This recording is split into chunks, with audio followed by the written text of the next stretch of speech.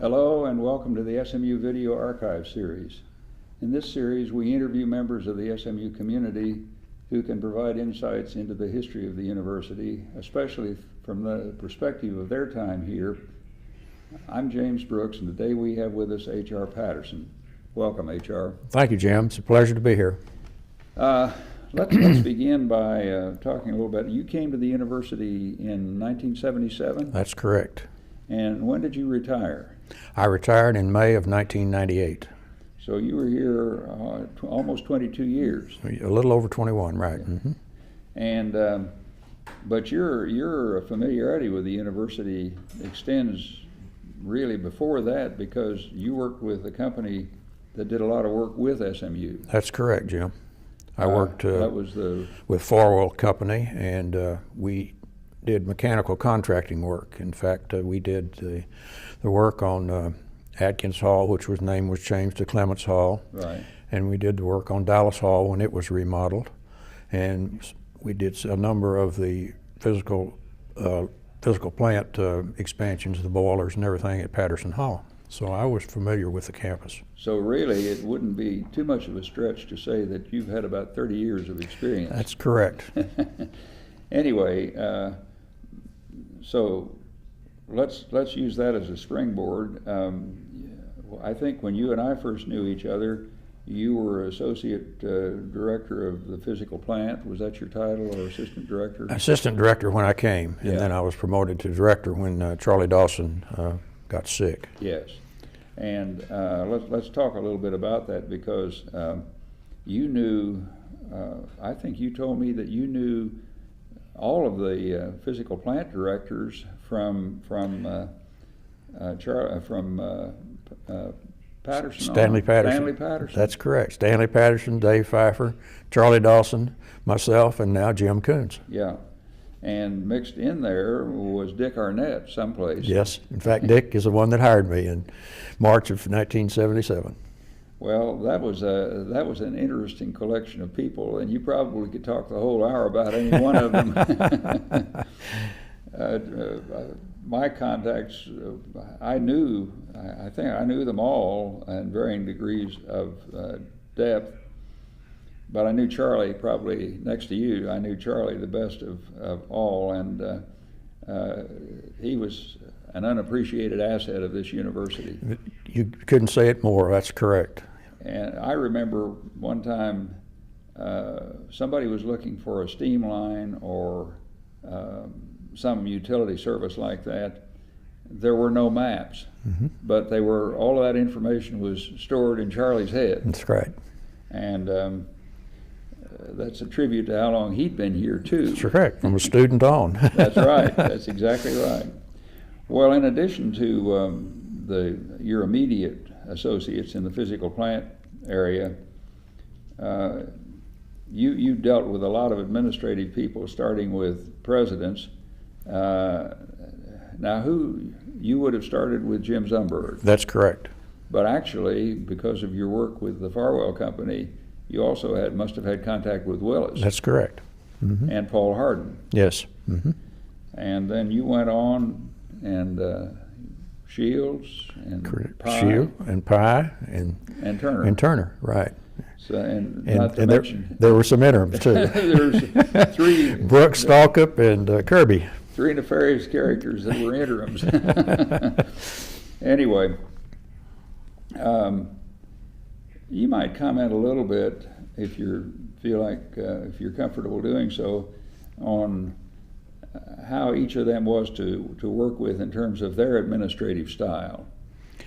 Well, I didn't have that much contact with President Zumberg. About the biggest thing I remember is that I personally helped him clean out the attic on Potomac of the President's house when he was leaving, and because he left pretty soon after I came on board. Yeah, he would have. Right. And of course, Don Shields was very easy to work with. Patty especially. She was, of all the first ladies, she was the easiest. She just called you and said, "This is what I want," and then didn't interfere. Yeah. President Pye, I guess, was probably the hardest to work with from the standpoint of there was a period where I reported directly to him, and he just didn't have the time for taking the vice president's people and having them report to him too, and it was tough then. And of course, he came in under some pretty tough circumstances. Yes, he did. And budget was tight, and you know, he just, every time I turned the water on the campus, you know, he let me know about it. And why are we watering? If it hadn't been for Patty, I probably wouldn't have been able to water at all. And then President Turner he's very easy to work with, and he's sort of on the standpoint of you do your job, and you know, nothing direct supervision from his standpoint. And Gail is very nice to work with too. She was the type of like Mrs. Shields, same way. You know, just tells you what she wants and then lets you do it. Yeah.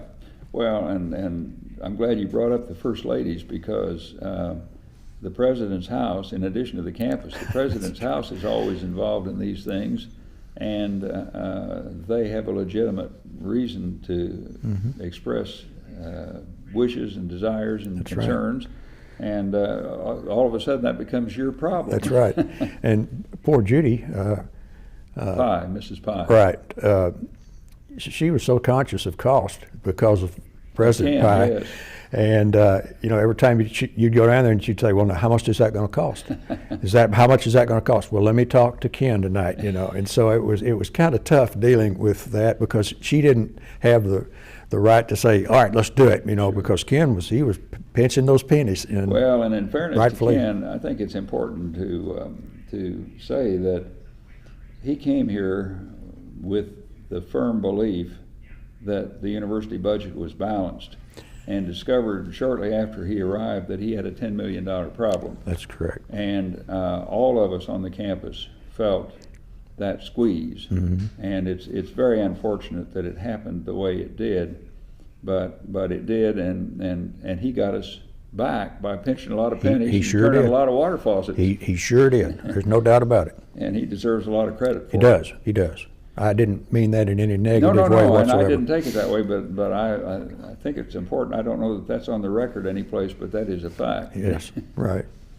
Well, we'll come back to some of the other administrative people you dealt with a little bit later, but you and I were talking the other day, and you know, things move so fast in universities and in the physical plant areas.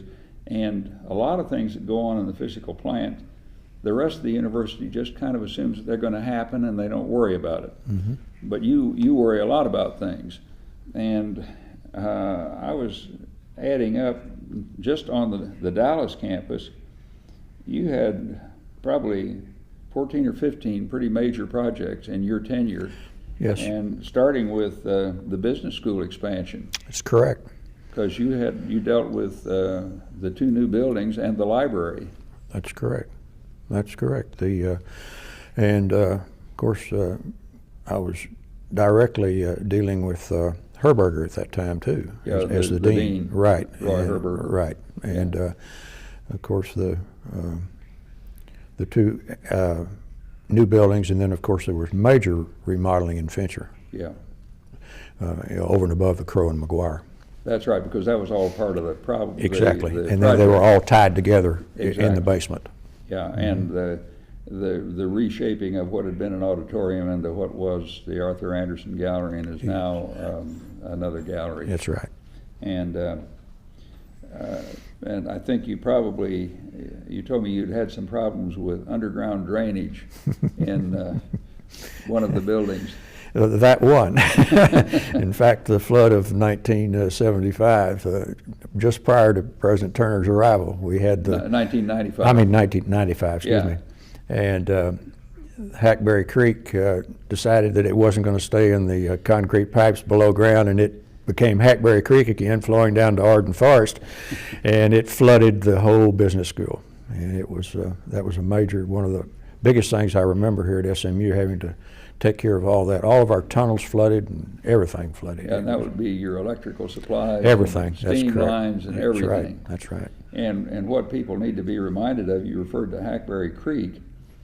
Someplace northeast of the business school, there is a spring that fed a creek And if you look at the topography of the campus, there is a drainage running southwest from more or less where the physical plant building is now, or maybe a little bit beyond that, right down through the campus, through the Divinity School, and on out and ultimately down to Turtle Creek. Some of the old aerial photographs show that. Yeah. And it's a classic example of what happens when overambitious developers try to take advantage of more land than they should. That's right. This is not the only group that has been flooded, but it was a major problem for you when it was. That's right, and I don't know, I'd heard different stories. It was somewhere between a 50 and 100-year rain that we had. Yeah, so, I mean, that was a major rainstorm. That's right. Well, in addition to that complicated project, you also had the Hughes Trigg Student Center as a new building. And that must have had some interesting problems too, because it is an unusually deep basement for our standards here. That's right. And we had to reroute the tunnels, of course, that left Patterson Hall going west. So we had to route those around and to the north between the library and under that street. That's correct. Yeah, yeah. And were there any particular other problems of particular interest with regard to the Hughes Trigg that? No, you know, Laura Lee Blanton, I think she visited every student center in the United States, and she was a wealth of information, and I think it turned out that the Hughes Trigg, because of her going and seeing all of these and having such good ideas, it turned out to be a wonderful project, and I think the whole thing turned out real well. Now, Laura Lee Blanton, we should say, was a trustee at the time. At the time. And I guess was chairman of the Physical Plant Executive Board? I'm not so sure, but she was on the planning committee for the Hughes Trigg. I do know that, probably as a trustee member, because she requested that, and she was from Houston, and was, of course, has subsequently died, and the building is now named in her honor. Right. But she was a wonderful lady. Oh, she was. Wonderful. Very, very constructive relationship. Not all trustee relationships are constructive, but that one was a very constructive one. And she was very concerned about the students, and I'm sure that's the reason that the new student service building is named after her. Right. Yeah. Well, then you also we're beginning to get to be a campus of parking garages. Number one. you oversaw number one. That's correct. What is now the called Moody Garage. That's right. Garage. That's right. And that took some negotiations with the city, because that was all the storm drainage ran right down through the middle of what the intramural lot and where it was built. So we had to reroute all of that storm and water around to the north. So that we could build the building there. Under what is now SMU Boulevard. That's right. Yeah, yeah. People look at buildings and think, well, that's beautiful, and they never think about what all goes into the construction of a building. But in addition to those three building projects, essentially new building projects, you had a lot of renovation of buildings. Oh, yes. And you mentioned the renovation of Dallas Hall when you were working with Farwell. Right. And I'd like you to comment a little bit about, a lot of people don't know how solid a building President Heyer had built in Dallas Hall, but when you went to remodel it. Well, we ran into all kinds of problems, but we had no problem in cutting a hole almost anywhere you wanted to, because the building would withstand, I believe, if you just cut holes everywhere. And of course, Zumwalt and Venther, in designing the air conditioning system, that was a challenge. And of course, they used the main rotunda and everything as a return air, and to get all the air back to there and then down to the units that were in the basement and everything. Right. It was quite a challenge, but it turned out well. Yes, it did. It turned out very well, but I remember having sat on the administrative side of that one, the discussions with some of your predecessors then actually in the physical plant department about the strength of the walls that President Heyer had caused to be designed into that building. It's probably the sturdiest building on the campus. Probably is. And just double weight-bearing walls and all of that kind of thing. So anytime you wanted to penetrate them, you had twice as much work to do. That's true, but you had no problem penetrating them, because you didn't. Nothing was going to fall down. That's exactly right. The integrity of the structure was not going to be damaged. Well, in addition to that, you had quite a bit at the art school. Yes. We, of course, first had the Hammond Arts Library, Right. and then a major renovation of the Owens Fine Arts Center, enclosing that patio and everything that they had there on the west side.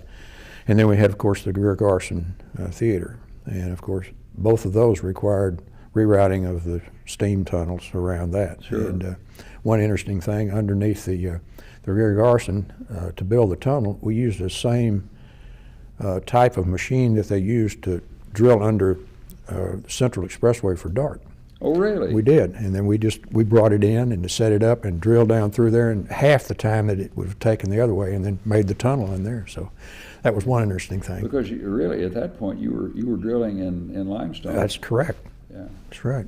So it was it wasn't an easy drill. That's right. That was the point. But those were two nice projects, and of course then there was major remodeling done in the Owen Art Center. Yeah, yeah, in the previously existing building. Exactly. Yeah. Well, am I right? Didn't you do quite a bit of remodeling / renovation in both what is now the freshman quad and the upper class quad? Yes, we did. In fact, that took, being as we had to do it in phases over the summer when the students were not here.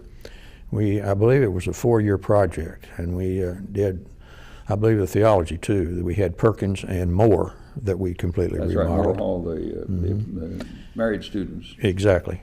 And then we had McIlvaney in the South Quad, and then Marshall McGinnis and Cockrell McIntosh. And then in the North Quad, we tied Snyder and Virginia together with a connector and remodeled both of those. So all total, there was about 7 or 8 dormitories over about a 4-year period that we remodeled completely. Right.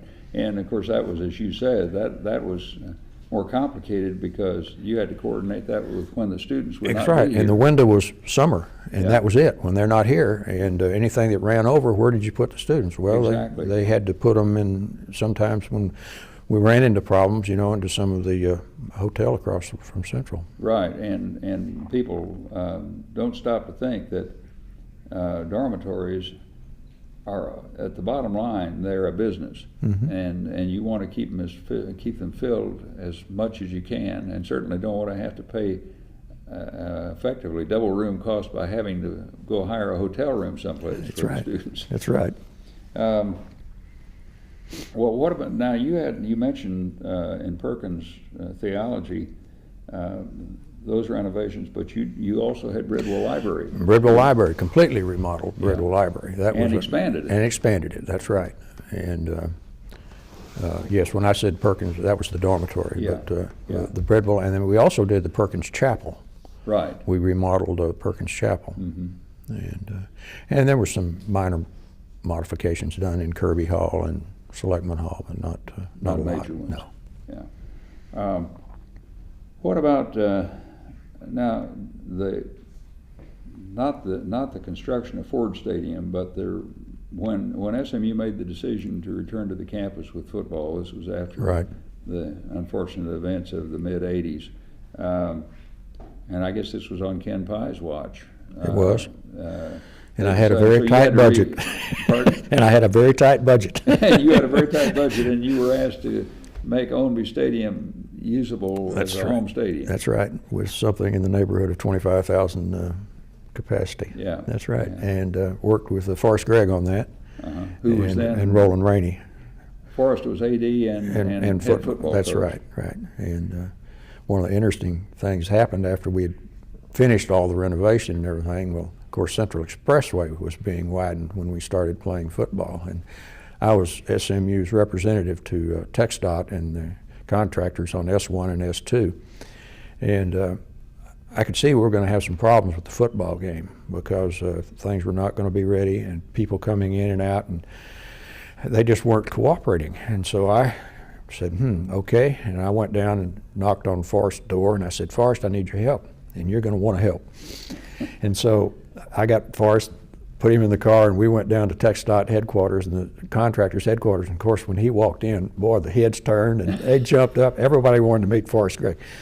We had signage, we had follow me trucks, we had everything else we wanted after that. It worked out real well. We didn't have any problem getting people ingress and egress from the stadium, and it worked out real well, all because of Forrest. And because of that too, it helped me on some of the other projects, like the bridge at Yale Boulevard, SMU Boulevard. You know, What about the bridge? The bridge was not going to be complete by the time school started. Oh. And I just said, we need to have that completed by the time school starts, because that was going to be our only access from that side. And they said, well, it's going to take overtime and all that. And I said, need it. I got a promise from them, and they did. They worked almost around the clock, but they opened the bridge the day before school started. Well, I don't know what your reaction was, just viewed as an observer who had to cross the Central Expressway twice a day at least. I was amazed at the fact that project finished ahead of schedule and under budget. That's right. And never stopped traffic on the expressway. That's right. That's right. So that tells you something about good planning. That's right, exactly. And there was good planning. Yeah. Well, now, you also had the same kind of involvement with DART. Yes, I did. I was on the planning committee that designed the Mockingbird Station, DART station, which is down below. Right. You have to get on the elevator or escalators to go down to it. Yeah. But I'm responsible for the aesthetics of that, which some of it I did not vote for, but I got outvoted. And then too, in dealing with DART as far as signage and everything, like TxDOT as far as signage for the university, right? Yeah, yeah. These were two totally unrelated projects. I mean, they were related in the sense that they touched each other at a number of points, but how were the staff, the two staffs, as far as you were concerned? You were comfortable working with both of them? Oh, yes. Yeah. They were both very good, very good. I have nothing but nice things to say about both of them. And of course, Walt Heumann, with his help and his love of the university and everything, that was a big plus. That would make a big difference, actually, with both of them. Right. Well, back to the campus. Were you involved with any of the law school renovations, Lawyers Inn? Yes, used to be Lawyers Inn, now it's Carr Collins. Yes, I was involved with all of that, and that's another one that was finished on schedule and under budget, one of the few that I can say, but it was. And then, of course, we remodeled Story Hall. And, of course, I was dealing with Paul Rogers then, as dean, right, and Ken Penninger. And so I had, lots of... Ken succeeded Paul as dean. Yes, right. Right. Now, were you under any kind of time duress on those? They don't have the urgency Not that the dormitory has. The dorms had the big urgency, Yeah. right. But we were, and of course we had that parking lot too that's west of Roy Hall there. That's too. right. That all had to be finished too. Right. And that was all finished. Yeah, and actually you enlarged that by taking out a median strip. Yes, and we putting did. in another double row of parking in there. Yes, we did. All right. Are there any other on-campus projects that I've failed to tick off? On campus? Yeah. Well, we had a major renovation of Fonder and Science. That was That's right. That yes, came on your watch too. It did. And let's see, what else did we have that? Well, one of the last projects I had was we increased the refrigeration capacity at Patterson Hall to 10,000 tons to handle all of the new construction that's being built on campus now, and that was a major remodel. Were you involved with any of the fraternity house relocations? Yes. Let's see, we had a couple of fires and we had to do some rebuilding there, and the Sigma Chi house was new and was built on my watch. And kind of interesting there too, because that was when the trustees came back and said everything is going to be collegiate Georgian and everything is going to be the SMU brick, and that's the two reds, the brown, and the black, which if you'll notice most of the buildings are that. Yeah. Well, the Sigma Chi had already started putting up the brick, and it did not look collegiate Georgian. So the university actually hired an architect, the university architect, Harwood K. Smith, went down and tried to make it look collegiate Georgian and change the brick. And I don't know, it cost the university some money, but they did it. And so it's not completely collegiate Georgian, but it's a lot closer than it would have been. Well, yeah, that's right. And I don't know whether the Sigma Chi house is now on schedule to be moved or not. I don't either. I know the two across the street are. Yeah, but, as well as and Letterman's Letterman's Dorm, Right. those three buildings there on the south side. And they're going to be moved up, I guess, what, on Fondren or Yes. Dyer? Dyer, yeah, yeah. Okay, well now, in addition to, as though you didn't have enough to preside over here, there's an operation out in New Mexico called Fort Bergwin. And SMU and Tice. Yes, I remember that. And this was one place where you and I worked particularly together. I was I guess then provost, and Fort Bergwin had gotten started as a totally independent entity, and it was subsumed into the university over a period of 15, actually technically 25 years, because there was a reversion clause if the university should ever quit claim to it in the 10 years following the conveyance, which was 1979. So it seemed to me that as SMU played a larger and larger role, that it was important to make sure that even though New Mexico Adobe is not SMU Georgian, it was pretty important to have the physical plant out there plugged into the basic operation here. Yes. And so you were nice enough to take that on in addition to everything else. And adding up, and you need to check me on this, I counted up the caretaker's house, 3 faculty casitas, faculty residence casitas, the fine arts building, a laundry building, a hospital surgeon's quarters, which was a restoration of one of the original fort buildings that is now used as an archaeology research center. Right. And then running a water main down to the old fort complex. All of those things were done on your watch. Yes, they were. And you had some interesting characters that you dealt with out there. Yes. Tito, for instance. Tito Archuleta, that's was the caretaker, resident caretaker. That's right. And he had been there before they started, I think. That's right. He was there maybe before the world was created. I don't know. But he was. You and I both know he was a character. He was. It was Tito's way, and there was Tito's way. That's and right. Don't bother me with any other way. And Tito also had the capability of agreeing with you when you were there and then doing it his way when you left. That's exactly right. Well, talk a little bit about some of the things that you and we ran into out there. That, you know, the biggest thing that I remember, Jim, is that we decided, and I think I had your blessing, that when we were building the caretaker's residence and restoring the hospital, that SMU had a source to purchase all of the materials at cost if we could find someone that would just do the contracting work and install everything and build the adobe and everything. And Tito had a nephew, Elton Maestas, I believe was his last name. He was in the contracting business, and so I talked to him, and he said he would do that for a small markup on labor. And that way I wouldn't be concerned about him not paying for some materials, because I knew it would be paid for direct, and the only thing that would bother me would be the payroll, and if I could make sure that he made his payrolls, then we'd be safe. Well, there was one evening about 11:30, I received a call from Florida. Tito's wife. Patterson, get out here. Elton and Tito are pointing guns at each other. And I thought, oh my gosh. So I called Dick Arnett and I said, Dick, I don't know whether you got it in your plans, but we're going to Fort Bergwin in the morning. I have us reservations on Southwest Airlines. So we flew out there, and Tito would talk to Arnett at one end and I would talk to Elton at the other end, and then we'd get together. They never did come together, but we finally worked it out so that Tito didn't have to be around and Elton finished the project. But that was pretty hairy and testy for a while there. Yeah, because that society out there is still close enough to the gun-toting phase of American history that it was totally believable to me when you told me that what had happened. Yes. Fortunately, I was very grateful they called you rather than me.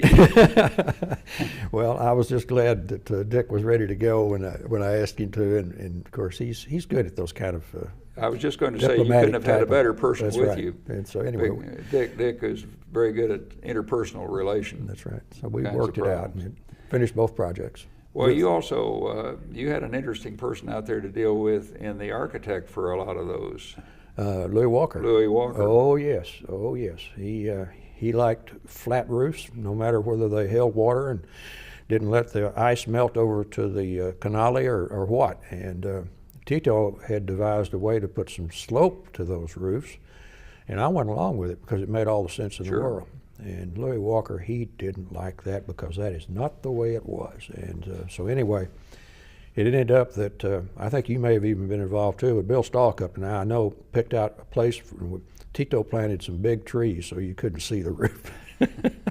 But it's worked, and ever since then, you know, and if the student casitas had pitch on their roofs, they wouldn't have the problems that they have. That's exactly right. And Louis' problem was, you know, in my simple-minded way of thinking of things, there are two kinds of architects: the ones that build beautiful, authentic buildings, and the ones that build buildings that work. That work. Yes. And Louis was in the first category. That's right. Very, he was an award-winning New Mexico architect, specializing in adobe buildings. He was, and you know, I visited his studio. I'll call it a studio there in Santa Fe on a number of occasions, which, as I remember, I believe it was over his garage. I think that's right. And he had some fantastic models and everything else, and some renderings and everything. He was a wonderful architect, but just not practical. Not practical because the flat roofs for situations not in the mountains where water evaporates fairly quickly, you can get away with it. Well, look at here at our campus, you know, we have slate slanted roofs. That's right. And that's what you really want, you know. That's right. The only thing that I know about flat roofs and skylights are they leak. Yes. Yeah. And I can guarantee you that. and those roofs out there were built up tar and gravel and tar paper. That's right. And with a little freezing and thawing, and there's a lot of it in that climate, they were a real problem. It'll get over to the canale and then stop and then freeze, and then get over to the canale and stop and freeze, and that freeze thaw just tears them up. That's right. That's right. Well, I had some companion experiences to go along with yours that we don't need to get into here, but working in New Mexico is a whole new experience. It is. And everything is manana. You'd make arrangements for a contractor to be out. Well, he may not be there tomorrow. If he tells you he's going to be there tomorrow, just have to think it's going to be the next day or the next day or the next day. Or whenever. Or whenever, that's right. And that's exactly right. And one of Tito's weapons that I am not fluent in Spanish. That's an understatement of all time. So Tito would, anytime he wanted to circumvent what I wanted done, he would lapse into Spanish with all of his workers, and I would have no clue until it was done what had happened. And you had the same problem. Same problem. Right. And so that was an interesting challenge. Yes.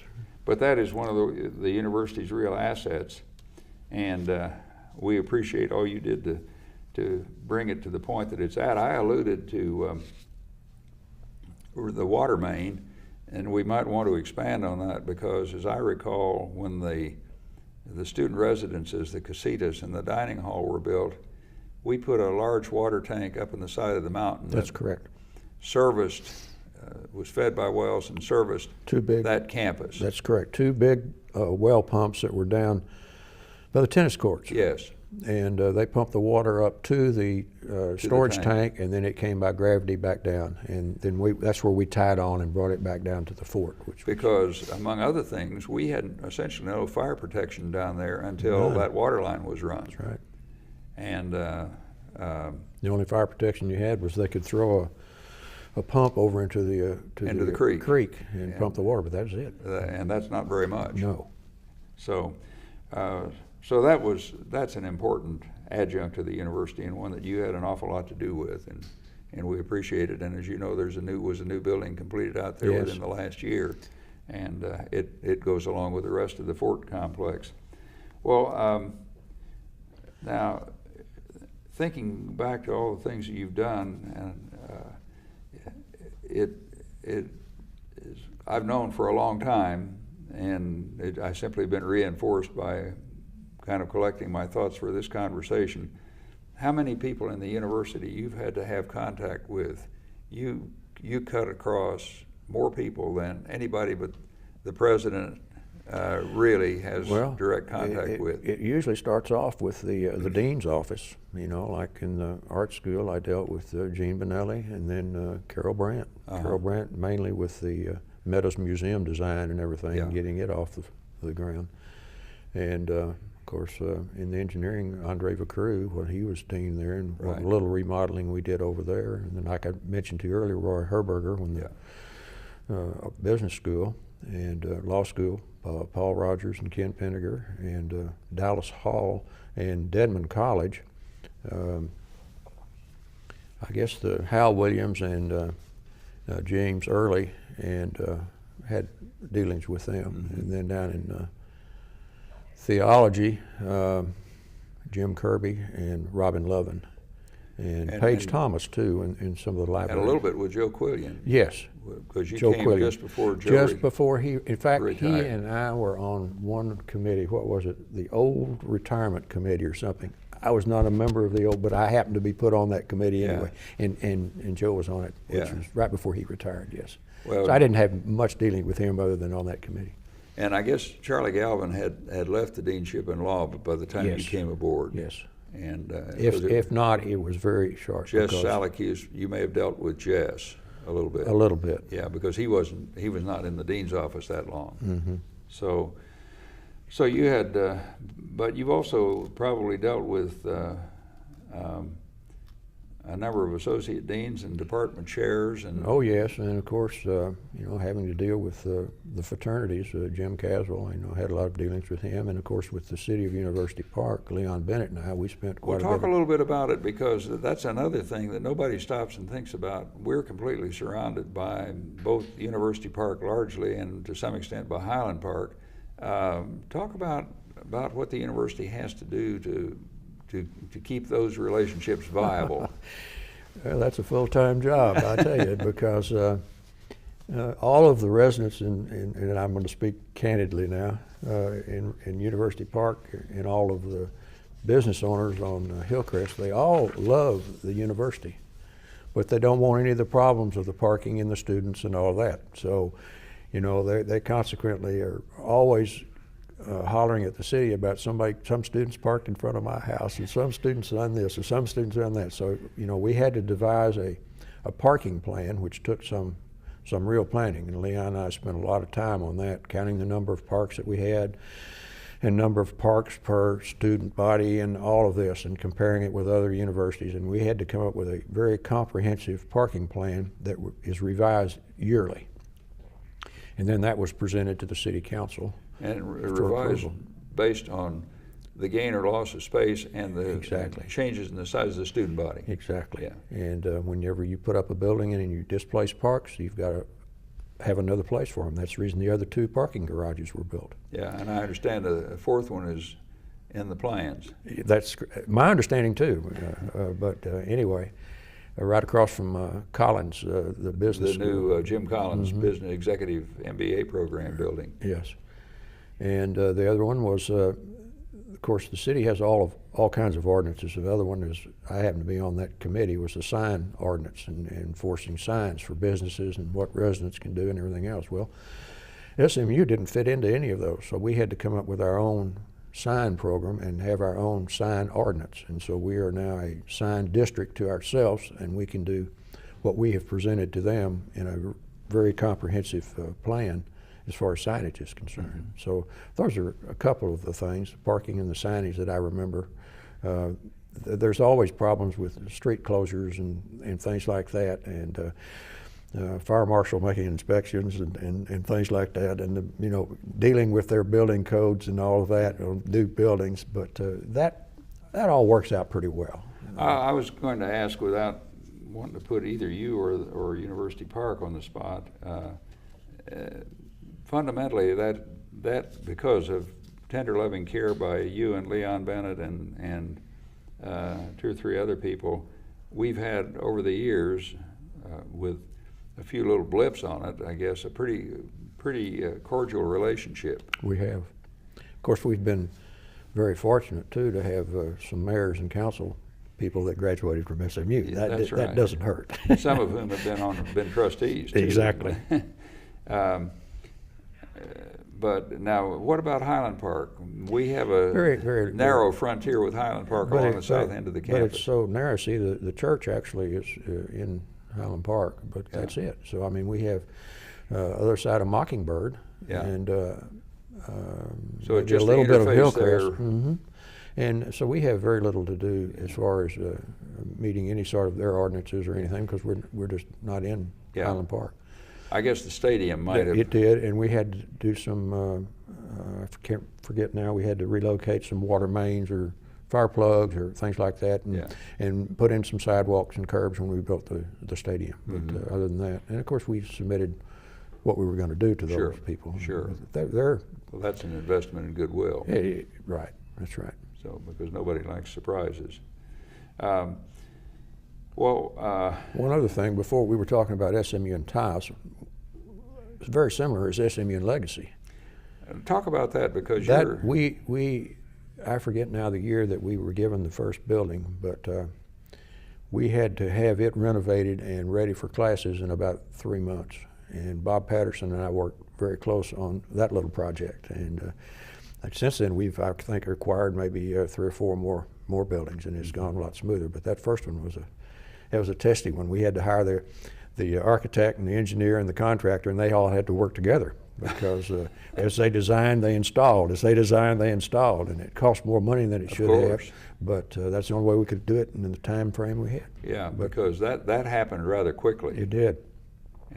But it's worked out well, I understand. Yeah, and that's one that I've had no direct contact with. So these others I have, so it's been easier to talk about it. Well, what were some of the special problems in addition to the construction problems? I mean, that's a whole different kind of, that's essentially a business complex out there. It is. Designed as a business complex. Is. What kinds of problems did that cause you? Well, we were dealing with another city, of course. Yeah. And we had to meet their codes, Plano.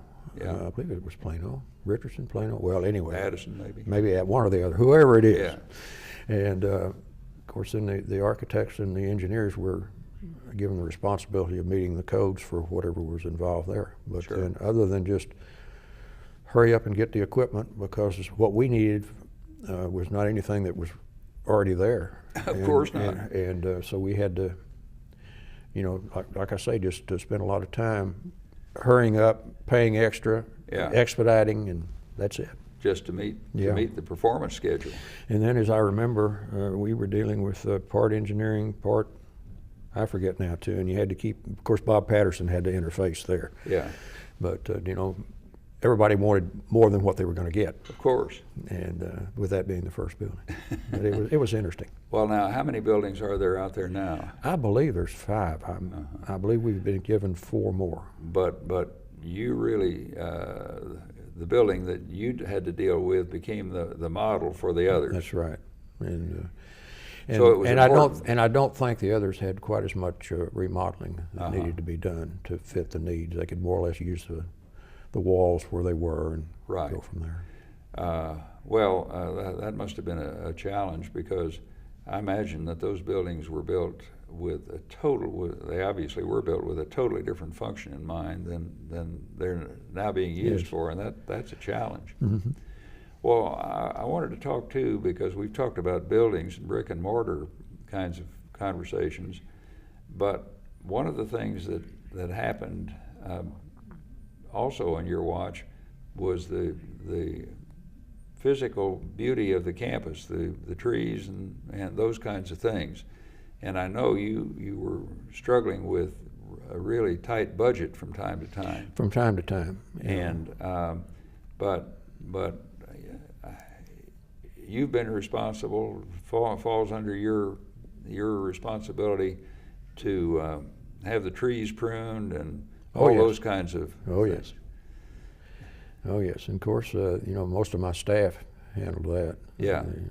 The grounds part of it, and did the pruning. And we had one professional person on board that knew how to prune very well, and he did most of the pruning. And when we get behind, we just have to have it contracted out. Mm-hmm. Yeah. Well, that's and one time that we really did is when we had the ice storm of. Well, I was going to ask you because 79, 80, I guess it was, right. New Year's time. Right along in there, yes. And that must have given you a sinking feeling. It did. At that time, we had just moved into our house over on Bryn Mawr. So I, of course, jumped in the car when I saw what was happening, and luckily we didn't lose power. Everybody else around us did. And then I came on down to campus, and I couldn't even drive down Bishop Boulevard. Had to turn around, had trouble turning around, and of course then I got on the telephone and started calling all my people. Well, they had trouble getting in too, Of course. As they came in, well, we'd set up a place for them to have coffee and everything, and Ronnie Klein would run the show there. And we started pruning, and of course then we had to have some help in too, but everybody was snowed under, so we did most of that ourselves because of, because everybody was in the same boat. That's right. And our live oaks took quite a beating. Oh, they did, and we've lost live oaks, as long as 10 years afterwards because of that. Is that right? Yes, we did. Just because they took so much damage. So much damage, right. Well, have there been any other, that's one of the things that comes along in your territory too, the unexpected events that come down the pike. You mentioned the flood that wreaked havoc on the business school, the ice storm, but you've had a number of ice storms over the years, but not like that one. Not like that one, yeah. No. And we too then started trying to prune the live oaks back a little bit more. As preventative. To preventative maintenance, right. Yeah.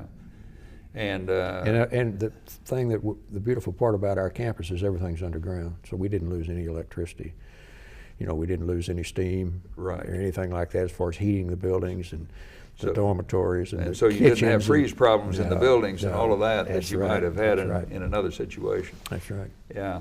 By the way, do you have any idea, does this go back to President Heyer, the business of putting all the utilities underground? I think that's Stanley Patterson. Is that Patterson? He started as I understand it, the first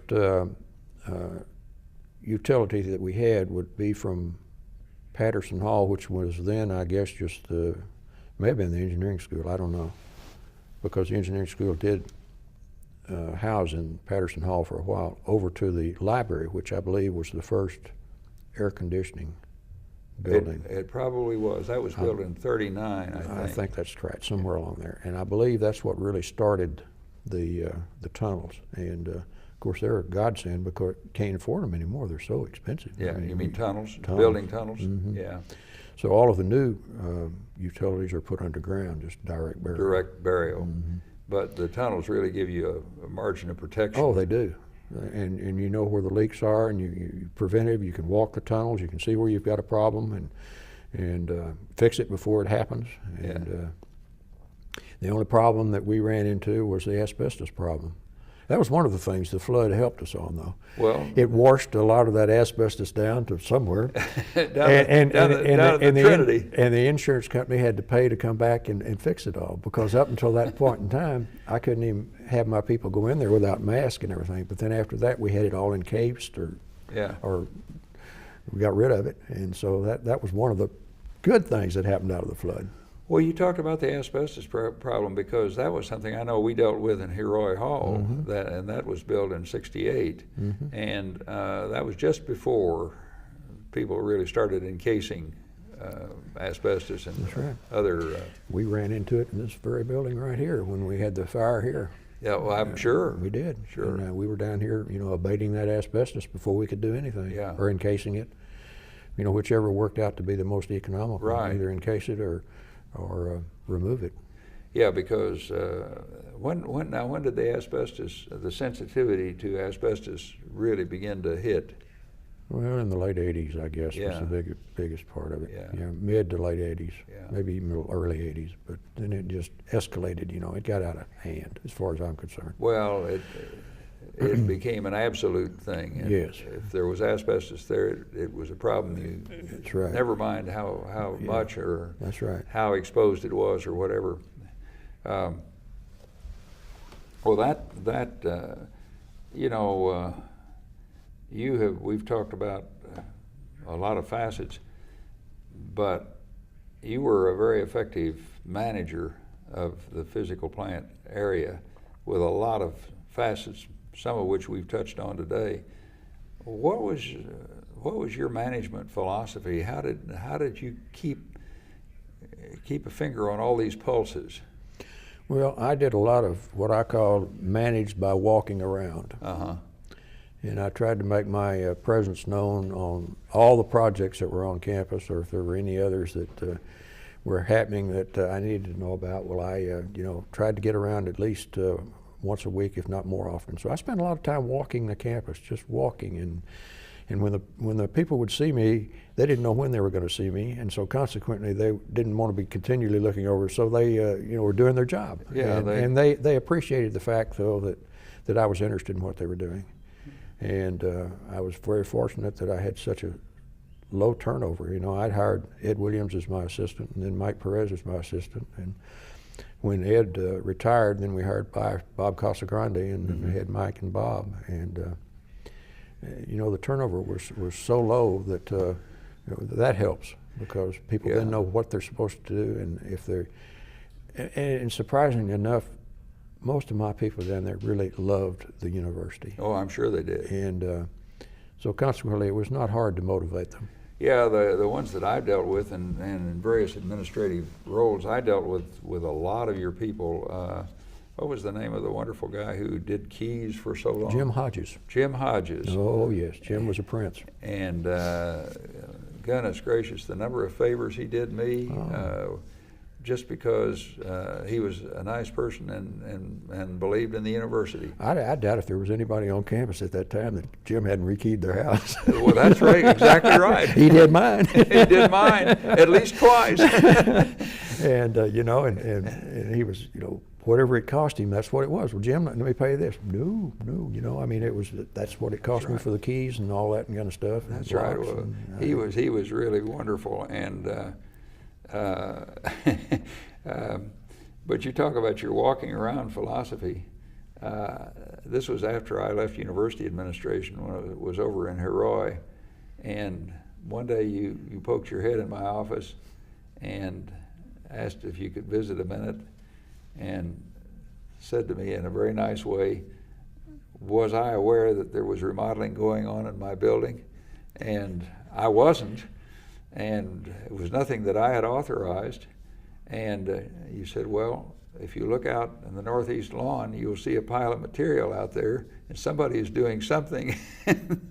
And we had a very enterprising person in the archaeology staff at that time named Bill Westbury. And Bill was a person of many skills, and he probably would have been a good person on your staff, but he was paid to do archaeology. But he also discovered he could moonlight by doing small construction jobs on the 4th floor. And I was embarrassed because I lived and worked in that building, and you'd been walking around and seen that pile of lumber and want to know what was going on. And you probably had that problem in other places. Oh, we did. Everybody could do it cheaper than we could, and everybody could save money, and everybody knew how to do it better than we did. Yeah. And we ran into that all the time. Yeah. Did you, one of the things, we haven't touched base on this, but let me just ask you, I know in the attic of Heroi Hall, we've been through at least 2 cycles of purging that attic of stuff. That must be a campus-wide problem. It is. Because it's a fire marshal problem, primarily. It is. And right. As well as a structural problem, too much weight on floors that are not designed for it. Has that sort of thing caused you much problem? Not really. Just Not something really. to be... Something that just has to be done. Yeah. And we ran into the same problem down at our place. We were just pack rats too, and Charlie Dawson was one of the worst. Yes, I can imagine that. Of course, Charlie he came up under austere times too, and if you could have a place that you might want to use that, and that's right. still, let's put it over there, and so man, we finally cleaned out the basement and got rid of some things that I know Charlie would not have liked, but I just made the decision. Well, Charlie grew up during the Depression, Yes. and then he grew up in a period when on the university staff during some pretty austere times. That's right. And that That's right. makes a mark on us. It does. And so he came by that honestly. But Charlie was a wonderful guy to work with. He was. And as you said to me the other day, Charlie was the kind of person that was Mr. Gruff until you got to know him. And then he was really Mr. Nice Guy. He'd break his neck for you. He would. He would. And once you gained his confidence and you saw that what you did was quality or work or what he felt was the right way to do it, then you could do no wrong almost. yeah, and he would go to bat for you. He would. Way out of the way to go. His people, don't you mess with his people. And I kind of took on that philosophy too because I saw it worked. Yeah, it Everybody worked. really liked Charlie. Yeah, and I would say, that philosophy really paid off for the university because he really did have the university's best interest at heart. And I think his successors, certainly you included, have all operated that way. Dick Arnett was that way. And well, HR, it's been a pleasure. It has been, Jim. I hope visit with you. I hope this works out well. I'm sure it'll be interesting to see. I'm sure it'll be fine. Yeah.